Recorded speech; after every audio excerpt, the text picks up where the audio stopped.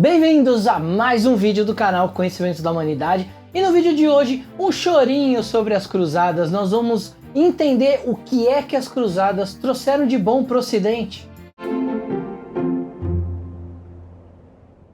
Nós resolvemos gravar esse vídeo para contar um pouco do que as cruzadas trouxeram para o Ocidente depois do fracasso dos exércitos de várias cruzadas. Algumas tiveram sucesso, outras não tanto, mas o final a gente conheceu no nosso último vídeo, que foi a perda do Oriente Latino para as forças muçulmanas. Então, baseado em alguns comentários, algumas perguntas que a galera fez, a gente resolveu entregar mais um vídeo para vocês e a nossa série de magia prática então começa segunda-feira que vem.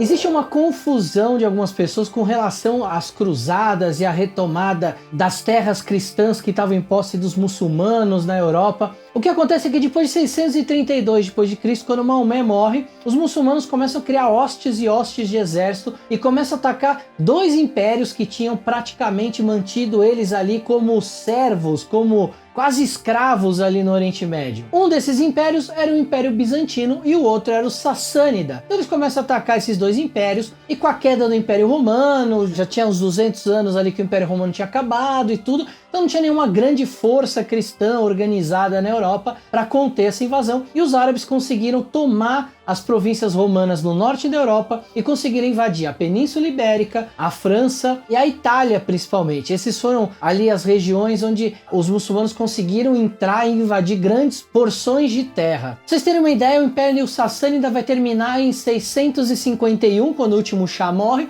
Os bizantinos ainda deram uma segurada, um pouco mais de tempo, mas acabaram perdendo a Palestina, o Egito, o norte da África e uma parte da Síria para os muçulmanos. Então a gente está falando ali dos anos 600, 700, só que o império, esse novo império muçulmano que crescia, ele começou a sofrer de um gigantismo e ele não conseguia mais se manter. E aí várias batalhas foram travadas e várias regiões foram retomadas pelos cristãos na Europa, mas alguns territórios ainda ficaram sob o controle dos muçulmanos. Na Península Ibérica, então, para vocês terem uma ideia, entre 711 e 726, várias ondas de invasão muçulmanas aconteceram, até que eles mataram o último rei dos visigodos, que era quem morava ali em Portugal, era o povo que ficava por ali, e aí eles acabaram tomando ali uma grande terra realmente dentro da Península Ibérica. Então é importante a gente entender que existia uma onda muçulmana de invasão, mas que as cruzadas e as guerras de reconquista são coisas diferentes. O Santo Sepulcro ele foi atacado pelos muçulmanos em 1010 e a primeira cruzada só foi ser conclamada em 1095, ou seja, 85 anos depois. Se você pegar a Idade Média, ali nessa época de alta Idade Média ainda, a galera não vivia muito, então a maioria das pessoas ficaram sabendo da tomada do Santo Sepulcro, nem estavam vivas quando a cruzada ela foi chamada. Só que olha só, a cruzada ela foi chamada especificamente para retomar a Terra Santa. Ela não tem nada a ver com as guerras de reconquista. Inclusive, se tivessem unido todos os reinos cristãos para expulsar os árabes naquele momento da Europa, talvez eles tivessem sido expulsos ali no ano 1000, 1100 e não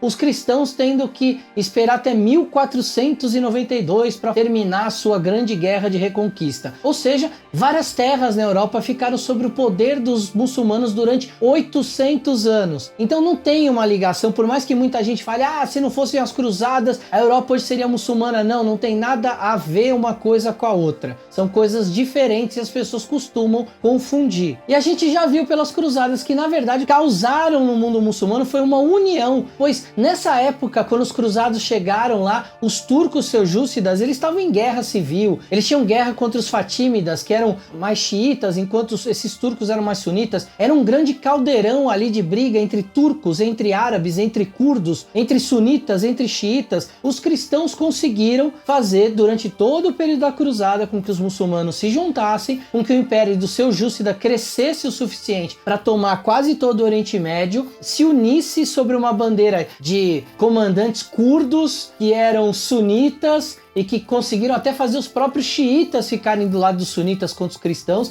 Então, na verdade, tudo que aconteceu ali em termos de cruzada, para o Oriente Médio, em termos cristãos, pelo ponto de vista cristão, foi muito ruim, porque causou realmente uma união dos muçulmanos que viviam lá. Todas as guerras que aconteciam, porque eles eram de etnias diferentes, ou dentro do islamismo, sunitas e xiitas, tudo isso foi deixado de lado por causa dos cristãos. É claro que lá no vídeo da primeira cruzada, que os cristãos ortodoxos bispos de Constantinopla pedem ajuda para os cristãos da Europa para ajudar, porque em 1071 o Império Bizantino é derrotado pelos muçulmanos na Batalha de Manzikert e depois em 1078 eles perdem Jerusalém. Então primeiro cai ali o leste e o centro da Anatólia e depois cai Jerusalém em 1078. Só em 1095 é que a cruzada vai ser convocada, e a gente já viu pelo primeiro vídeo das cruzadas que ela tem vários motivos para ser convocada. Primeiro, uma nobreza ociosa que vivia em guerra o tempo todo, então a igreja acha um jeito de direcionar essa nobreza para retomar a Terra Santa. Segundo, muitos nobres menores vendo a oportunidade de ter mais terras, de conseguir riquezas. Terceiro, os comerciantes italianos. A Itália era rica nessa época, não era um reino, mas ela tinha cidades-estados como Pisa, como Veneza, como Gênova, e que depois das cruzadas tiveram lucros absurdos fazendo os comércios com as cidades costeiras ali, como o Porto de Jaffa, de Acre, que eles usavam para ter contato com os muçulmanos mais do interior e também com as rotas de comércio que vinham da Índia, que vinham da China. Então a gente sabe que as cruzadas tiveram uma razão para acalmar a Europa numa série de questões ali de conflito social. A gente entendeu que a partir do ano 1000 a Europa começou a ter um boom populacional por causa da comida, por causa da forma como as pessoas começaram a se ver de uma maneira diferente. Então a gente começa a ter um boom populacional, aí a Europa começa a ficar cheia e a galera fala, opa, vamos dar um caminho para isso, e as cruzadas vão nascer então com motivo político, econômico e religioso. Outra coisa muito importante falar do nosso primeiro vídeo, lá eu e o Bruno falando da Idade Média. Muita gente assistiu aquele vídeo achando que a gente tá falando da Idade Média como um todo, porque a Idade Média é conhecida como a Idade das Trevas. A gente sabe que nos dias de hoje muitos historiadores já não gostam mais desse termo Idade das Trevas, porque parece que nada foi feito, nada foi descoberto, e não é verdade isso. Inclusive esse vídeo vai mostrar um pouco sobre isso. Mas aquele primeiro vídeo a gente tá falando da Alta Idade Média, que conta a história da queda do Império Romano, que já estava todo ferrado, fragmentado, com as invasões dos bárbaros, lembra que os romanos chamavam eles de bárbaros? Então o Império cai e a gente tem um hiato ali entre a queda do Império, no fim dos anos 400 até o ano 1000, a gente vai ter um hiato ali que basicamente várias coisas do Império Romano foram perdidas. A Idade Média, essa Alta Idade Média, vai ser um período realmente muito complicado na história da humanidade. Então tem gente que não prestou atenção nisso que a gente falou e falou, vocês estão falando disso da Idade Média, essa é uma visão preconceituosa. Calma, gente, a gente não tá falando da Idade Média como um todo, só de um pedacinho dela que foi o começo da Idade Média. Realmente a Idade Média tem muitas coisas ruins, como a gente mostrou no começo ou nas cruzadas, mas tiveram muitas coisas boas também, a gente vai falar um pouco delas. Imagina então que nesse período ali de Alta Idade Média, antes da primeira cruzada, a Europa ela estava fechada dentro dela. A maioria das pessoas não tinham contato com o mundo externo, é como se o universo inteiro fosse ali um mundo cristão que estava sempre em guerra, e aquele Big Brother entre as famílias nobres e as guerras que aconteciam. Então a primeira coisa que a cruzada fez foi ampliar esse mundo, mostrar para os europeus que existiam outras culturas e que existiam culturas com hábitos e ciências muito mais evoluídas do que eles naquele momento. Como eu já disse antes no vídeo, aquela falácia, se não fossem as cruzadas hoje a gente falaria árabe. A gente fala árabe porque hoje 700 palavras da nossa língua, da língua portuguesa, vem do árabe. Ou seja, a influência cultural, a troca cultural, ela sempre aconteceu, e nesse momento de cruzadas ela aconteceu com grande quantidade, porque eram praticamente dois povos quase que sem contato e que tomaram contato pela primeira vez. Então palavras como açúcar, almirante, alcaide, são palavras que vêm do árabe. E foi por causa desse contato que os europeus começaram a trazer a ciência árabe para a Europa e redescobrir as ciências europeias dos filósofos gregos, por exemplo, que tinham se perdido na Europa, mas que lá nas bibliotecas árabes tinham sido preservadas. Esse conhecimento é começado a ser trazido de volta para a Europa. Então é produto das cruzadas o renascimento do método científico na Europa, a divisão entre vida animal e vegetal, entre gêneros e espécies. Ela também trouxe um pensamento acadêmico para a Europa, o que vai começar a gerar as ideias de universidades. Claro que a gente tem uma Universidade de Bolonha ali de 1082, que seria a mais antiga do mundo, mas as grandes universidades europeias vão ser influenciadas muito por academias de ciências dos árabes, e através desse resgate também das obras clássicas gregas de filosofia ou de outras obras filosóficas, que a filosofia renasce dentro do seio da própria igreja. São Tomás de Aquino, por exemplo, talvez não tivesse unido religião e filosofia se não tivesse tido acesso a esses documentos que foram trazidos de volta. E aí a Europa nesse momento ela é tomada por uma curiosidade geográfica, de conhecer o mundo, de saber de novas culturas, e o tempo todo notícias vindo desse mundo árabe, desse mundo indiano, do mundo chinês, que agora estavam abertos à Europa. As cruzadas trazem essas notícias, isso amplia os horizontes culturais do europeu nessa época. Além disso, os grandes navegadores italianos que faziam as rotas de comércio começam a desenvolver mapas precisos do mar Mediterrâneo que não existiam até então. Um Marco Polo, com certeza, foi alguém que foi inspirado pelas histórias que foram trazidas durante as cruzadas e que mais tarde ele, inspirado por essas histórias desse Oriente longínquo, acabou saindo em suas famosas peregrinações. Foram as cruzadas também que abriram os caminhos do comércio para especiarias como a pimenta, o gengibre, o cravo, canela. Lembra que eu falei lá no vídeo que a comida era insossa? Agora tinha tempero, o próprio sal, que era alguma coisa que existia na Europa, porque existia no oceano, nas minas de sal, não era tão usado ainda na culinária. Começa a se tornar algo mais usado para dar mais sabor à comida. Foi também as cruzadas que nos trouxeram o milho, o arroz, o gergelim, a cebolinha, a alfarroba. Também as frutas como os melões, os limões, os pêssegos, os damascos, as cerejas, as tâmaras. E o mais importante de tudo para você que gosta de bolo de aniversário, sem as cruzadas a gente não teria bolo, não teria sorvete, não teria biscoitos ou até mesmo doces, porque foi através de lá que o açúcar veio e a parte de confeitaria praticamente na Europa nasce quando esse intercâmbio é feito. E aí sim, a descoberta do sorvete, né, que os muçulmanos conseguiam fazer usando neve de montanhas ali. Então, todas essas técnicas vêm para a Europa e aí a própria culinária europeia começa a se refinar. Além disso, eles trouxeram o vidro para a Europa. Até então as nossas casas eram escuras, fechadas. O vidro permite com que as casas sejam fechadas, mas que a gente consiga ter luz do sol dentro da nossa casa. Então o vidro feito de sílica, de soda e de cal é uma grande conquista trazida durante as cruzadas, assim como o vidro veneziano que era feito de açúcar refinado. E se você acha bonito as catedrais da Europa, então agradeça essa época, porque é dessa época que vem os vidros que vão ornar os grandes painéis, os grandes vitrais das catedrais europeias. Além disso, os espelhos europeus eram feitos de bronze ou de aço polido e agora vão ter ali aquele vidro bonito na frente, os espelhos são muito melhores, os europeus vão conseguir se ver pela primeira vez ali quase que em Full HD. E na parte de moda e de vestimento, será que veio alguma coisa de lá? Com certeza. A seda veio de lá, a musselina, o veludo, o damasco, que era um tecido na época que ele era usado para substituir o linho e a lã.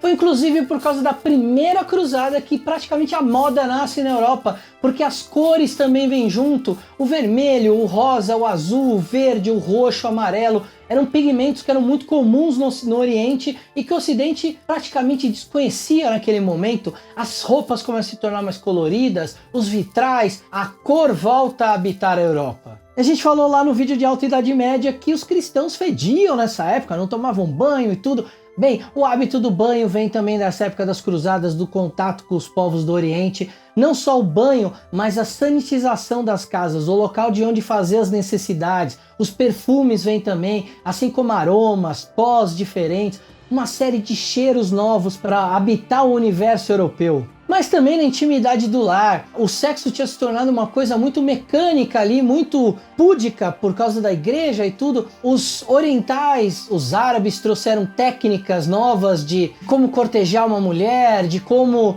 dar prazer para uma mulher. O contato com os indianos também começaram a trazer os primeiros textos falando sobre essa ideia de um sexo místico, de um sexo que transcendia. E nesse momento é como se o romantismo nasce, é como se a arte de cortejar, a arte de encantar uma mulher começa a se tornar algo comum na Europa, porque até então a gente viu lá no primeiro vídeo que as mulheres não eram muito bem tratadas nessa época. Além disso, esse contato que as cruzadas fizeram entre Ocidente e Europeu fizeram com que o processo de imprensa nascesse, fizeram com que as armas de fogo fossem trazidas para a Europa, o compasso fosse trazido para a Europa, a própria invenção da balestra, aquela que é a besta de atirar, também vem de lá. E como consequência final das cruzadas, a gente viu no último vídeo que o feudalismo começa a entrar em colapso, a gente tem um começo de um mercantilismo que vai originar o capitalismo, o feudalismo praticamente morre, as relações